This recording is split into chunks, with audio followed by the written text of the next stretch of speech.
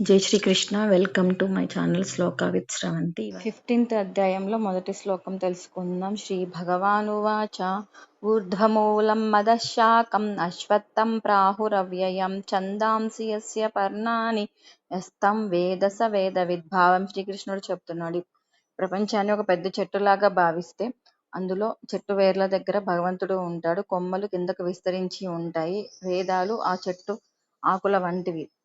రెండవ శ్లోకం అధశ్చోర్ధ్వం ప్రసృతాస్తస్య శాఖా గుణ ప్రవృద్ధ విషయ ప్రవాళాః అధశ్చ మూలాన్యనుసంతతాని కర్మానుబంధీని మనుష్యలోకే. భావం ఆ చెట్టు కొమ్మలు పైకి కిందకి విస్తరించి ఉంటాయి. మన కోరికలు అలవాట్లు కూడా వాటిని పెంచుతాయి అని అర్థం.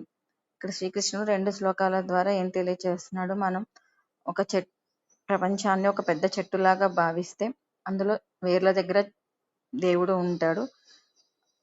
మిగతావన్నీ ఆకులు విస్తరించి ఉంటాయి మన కోరికలు అలవాట్ల లాగా అని చెప్తున్నాడు. ఇక్కడ రూట్స్ అంటే గాడ్